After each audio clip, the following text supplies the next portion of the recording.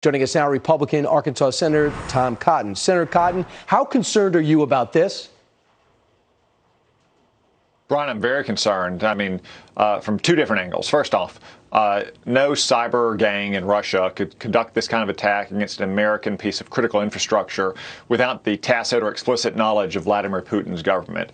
So first, it shows that Joe Biden's weak policy on Russia is having consequences for the American people. You know, when you give away the store to Russia, when you extend a nuclear arms treaty that favors Russia over the United States, you allow Russia to build a gas pipeline to Germany under the Baltic Sea, when you invite Vladimir Putin to a summit despite all that, you just embolden Vladimir Putin and his minions to launch these kind of attacks in the U.S. But second, it also highlights just how bad Joe Biden's energy policy is. You know, when you shut down the Keystone Pipeline, you take federal lands out of production for oil and gas, of course you're going to see higher prices at the gas pump. And if you have any kind of critical infrastructure go down like this, that's only going to be higher energy prices for the American people. Absolutely. And Senator, why not blink the lights over there? We have better cyber technology than they do. So why not go show them? You got to find a way to solve this problem that we have right now, or this is going to happen to you. Yeah, Brian, this is, again, just another example of Joe Biden's weak policy towards Russia. You know, he calls Vladimir Putin a killer once, and he acts like he's a tough guy. The Democrats have been beating their chest about Russia for the last 4 years. But as soon as Joe Biden got in office, they returned to their weak, dovish roots once again. They should immediately stop that pipeline that Russia is building towards Germany. Right. And we should go on offense if that's what it takes to get Russia to pull in its horns. All right. So, Senator, this other big story in the Daily Mail that not many people are paying attention to, but we are.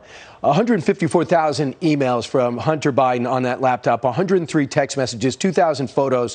One of those emails really struck a chord because it talks about a Chinese spy chief of China who has an assistant who says, I'm sending opposition research to help Joe Biden's 2020 election bid, and wrote 40 personal messages, but that's a side note. She also encouraged him to draw from the company's account before they were shut down. Wait a second. China helping President Biden win an election? Where have I heard that before with a different country and a different candidate?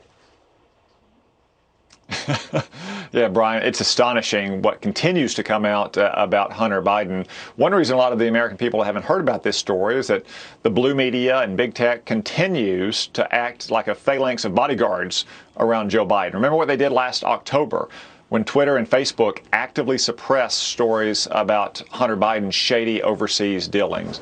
We need to get to the bottom of this. We need to understand exactly why Joe Biden was involved with the so-called spy chief, to use his own words, of China, and also how he was able to so easily put what appears to be an agent of this so-called spy chief right in Hunter Biden's inner circle. Right.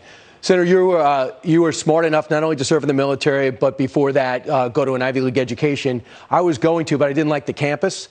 It just didn't sing my name. But you want to tax the endowments of these Ivy League schools. It's in the zillions of dollars, and it's all tax-free, and it just sits there. Why? Yeah, Brian, I'm going to introduce legislation tomorrow that I'm introducing to the American people tonight on your show that's going to tax the endowments of the biggest, richest, and frankly, most liberal universities in America. They have tens of billions of dollars sitting in their endowment. They pay almost nothing in federal taxes, and they charge full freight to kids to take Zoom classes. And Brian, this is at a time when they are also actively indoctrinating students to hate America, to believe it's an oppressive, racist nation.